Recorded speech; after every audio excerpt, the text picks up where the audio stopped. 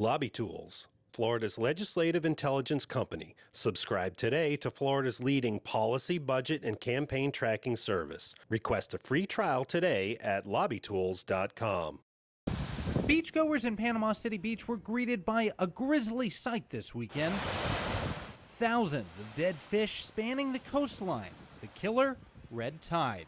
And while red tides this far north are less common than in the south, FSU oceanographer Dr. Jeff Chanton says it's nothing new. The red tide organism was first observed here in the 1500s by the Spanish explorers.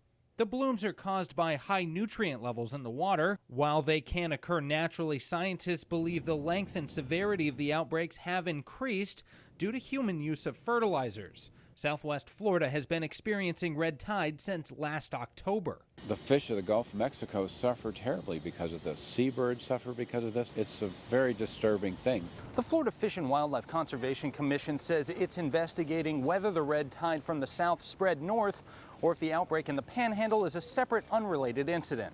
Jonathan Weber with the Florida Conservation Voters says whether or not the outbreaks are connected, the worsening situation calls for action from the state. In Florida, our economy is our environment. It's directly related. And when things go bad on the coast or wherever it may be, that gets around and it affects how much money our state is able to make.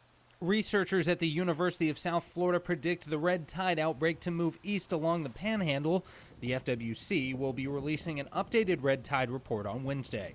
In Tallahassee, I'm Jake Stofan.